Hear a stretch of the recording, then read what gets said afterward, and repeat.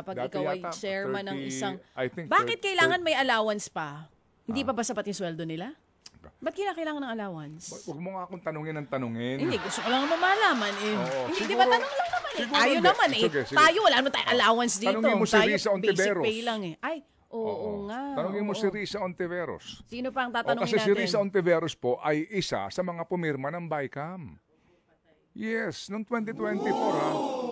Hello? Sino-sino pa yan? Opo. Ito ho mga kapatid, ang mga habang tayo nakaantabay dito, pag hindi ito okay as Dims, no problem, sabihin mo lang sa amin kasi no problema. gusto kong ibuhos itong sama ng loob. Sige, ibuhos itong mo. isyong ito tungkol dito sa PhilHealth eh.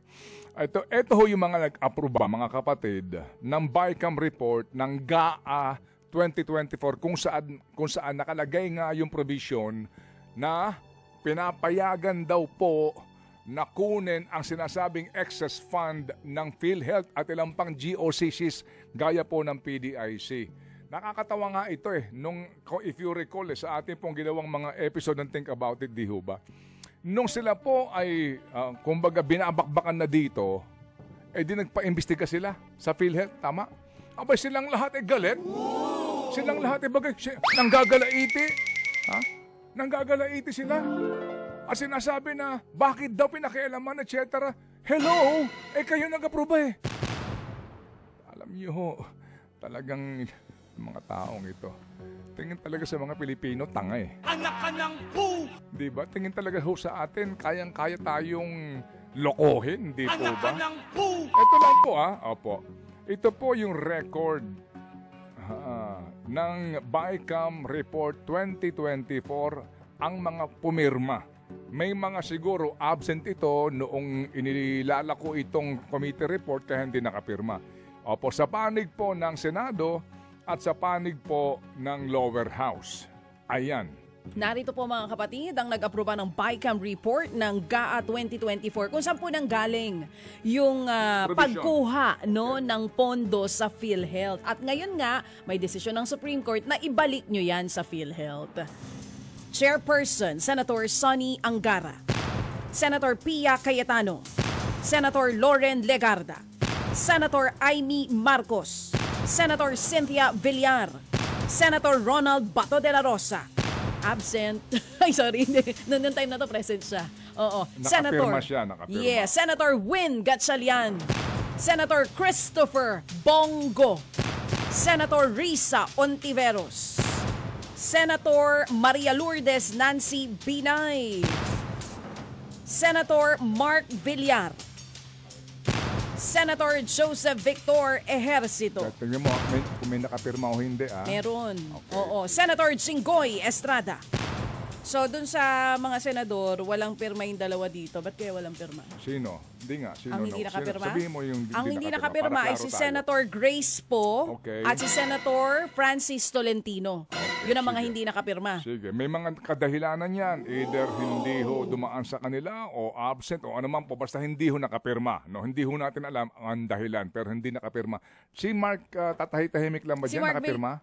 hindi nakapirma si Mark Villar. Klaruhin mo nga ang Oo. sinasabi ko sa iyo. Oo, si Senator baka Mark pagalitan Villar. ka. Ulitin natin Tahimik lang eh. Senator Grace Po, Senator Francis Tolentino at Senator Mark Villar ay hindi po nakapirma. Okay, klaro po yan.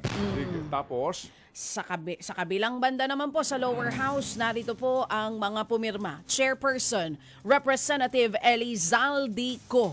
Saldi mo. Muyan, Representative Stella Luz Kimbo, Representative Ralph Recto, Si Ralph Recto. Representative Aurelio Dong Gonzales Jr., Representative Manuel Manix M. Dalipe, Representative Ferdinand Alexander A. Marcos, the presidential son, Representative David J.J. Suarez, Representative Neptali Gonzales II, Representative Jose Joboy Aquino II, Representative Raul Angelo Gil Bongalon, Representative Eleandro Jesus Madrona, Representative Michael John R. Duavit at Representative Marcelino Libanan. O yun, yung pong kinatawan mismo ng minorya, pumirma, pabor po dito. sa BICAM report ng GAA 2024 na inaprubahan po naman, ratified by both houses of Congress. Ngayon mga kapatid, at that time, ang Senate President po ay si Miguel Zubiri. Alright, habang sa Kamara ho naman, ang Speaker ay si Martin Romualdez. Okay, dyan ho tayo muna hihinto sa ating pong pagtalakay sa isyong ito. Hindi pa po tayo tapos. By the way, pinirmahan po ito ng ating presidente, di ba? Ang naturang budget, kung saan nga po nakasaad yung provision na iyon na kalikutin nila, pakialaman nila, kubrahin nila ang pera po ng PhilHealth at ng PDIC.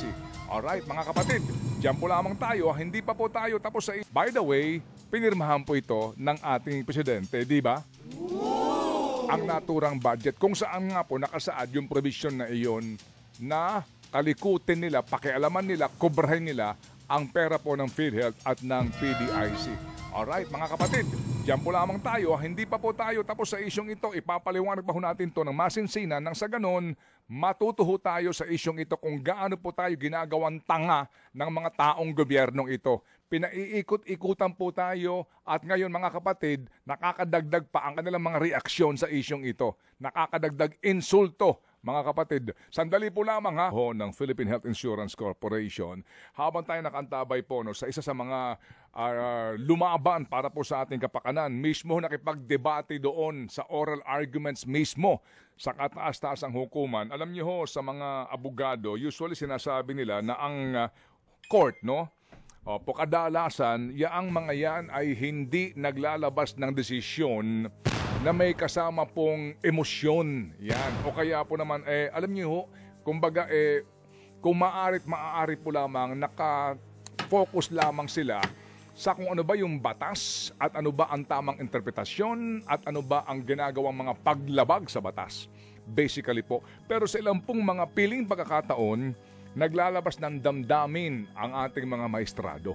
Opo, may mga ganun pong kaisipan na dapat usually doon ka lamang sa facts and the law concerned sa mga isyong pambayan. Basahin lang po ni Baby Girl, hindi mismo yung mga kumbaga dispositive position, part po ng desisyon, kung hindi yung pong bahagi na ang sinasabi dito, Filipinos demand better because they are owed better. Much more and far better than what has been delivered, than what we had to make do, than what we had to endure for years. Sabi nga dito, no more. Enough is enough. Ba? May ganon. Basahin mo, Baby Girl. Yes, universal healthcare may be a dream to most Filipinos for now. But to us, to the government, the leaders, the legislators, and most especially to PhilHealth, it is a mandate. It is a duty. It is a mission. One that leaves no room for discretion. One that cannot be easily trifled with. One that cannot be relegated or switched or exchanged for a different project under the guise of urgency, under the ruse that these projects redound to the health of the people. What use are the roads and the bridges, the infrastructure and the social programs and any other project for that matter, when the people meant to enjoy them are sick and dying? No, our people have waited long enough, suffered long enough, and hoped long enough. No more excuses. No more misdirection of funds and of priorities. The court will not sit idly by, not when the people look and cry to us for help, not when the Constitution charges us to be the singular, indomitable decision. Bastion of our people's rights, this court will not be deaf to the pleas of our people. We will not be blind to their plight, and we certainly will not be callous to their agony. We stand not merely to endure, but to flourish. In every heartbeat, we summon resilience. But we do not romanticize resilience while ignoring the problems that compel us to be resilient. In every breath, we inhale possibility. We reject stagnation. We embrace momentum. With health in our bodies and clarity in our minds, we rise undaunted and unbroken. Now is the time to act, not later, not in the next 10 years, now. True FM. Ganda. Ganda, naiintindihan mo ba? Hindi, pakitagalog. Pero ang ganda. Joke lang. Husay. Oo. Ganda. Kung inyo pong maaalala, nahirapan naman talaga dito si former Solgen Bernardo Guevara. No? Sa kanyang pagdidepensa po dito sa naging una sa galaw po at desisyon na ito ng mga kagalang-galang na mga miyembro po ng dalawang kapulungan ng Kongreso at maging ng Finance Department, DBM at ng Malacanang. Opo, kasi nga kitang-kita mo na doon po sa oral arguments at nang siya po ay tinatanong ng mga kagalang-galang na mga maestrado. Para bagang no choice siya siguro at that time. Pero mamaya, pag-uusapan natin itong sinasabi ng Presidential Communications Office, no, na ito daw po'y pag-aaralan pa daw ng Solgen para po sa sinasabing motion for reconsideration. Mamaya, tutunghayan po natin yung issue niyan. Dito ho kasi sinasabi ho ng mga ng ponente na aanhin mo pa ang mga tulay na yan o mga kalsadang yan kung may sakit at naghihingalo na ang inyong mga mamamayan. Kasi po, if you recall, sa pilit nilang pagtutuwid sa isang baluktot na katwiran para ho bigyan po ng sustansya at rason yung paggamit sa pera ng PhilHealth para ipatayo ang isang tulay na may pondoho na naman na nanggagaling sa utang natin sa South Korea. At nandoon ang ikinakatwiran daw ay pakikinabangan po ang tulay na ito para ihatid yung mga pasyente sa mga ospital. Hindi ba masyado na namang di ba, pilipit na gusto nilang ituwid? Insulto eh. Kaya nga din po, sabi nga ng Supreme Court dito sa kanila pong decision, Oo, na enough is enough. No more enough is enough.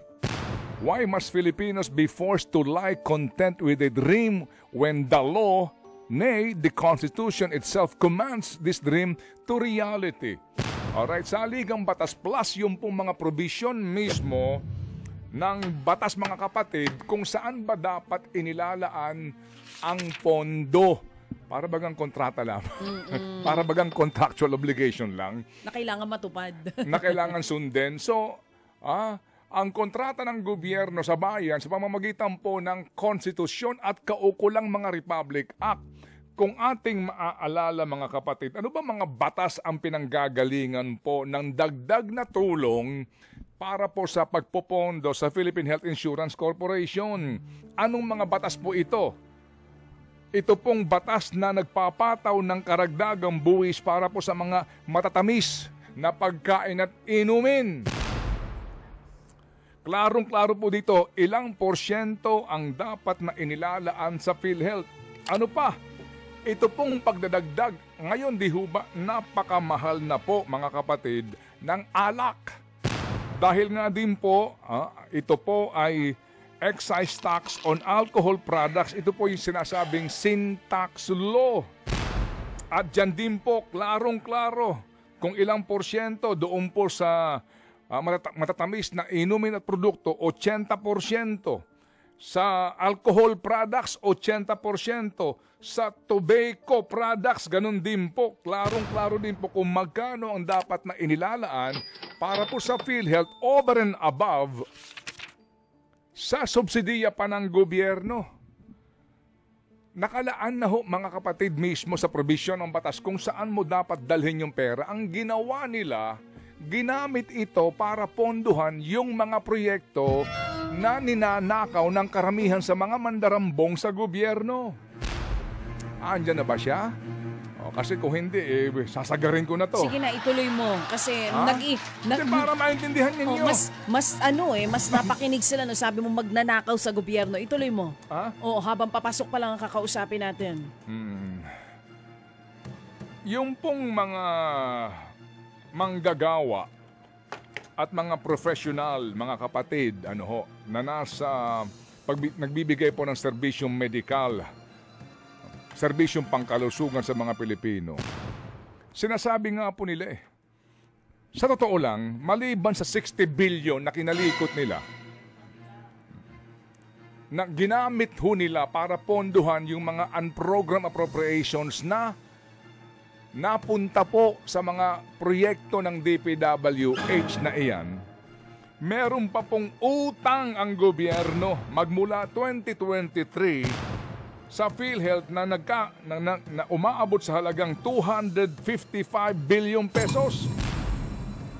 At ngayong nga pong 2026, sa pagkakwenta po nila, ang dapat na appropriations ng gobyerno ay 147 billion sa pambansang budget for PhilHealth, kasi ito po yung sinasabi na projection sa nakukuhang buwis dito po sa ipinasa ng Kongreso ng mga panukalang batas na ito na nagpapataw ng malalaki pong bayarin sa buwis sa sinasabing sin products at maging matatamis na inumin at pagkain.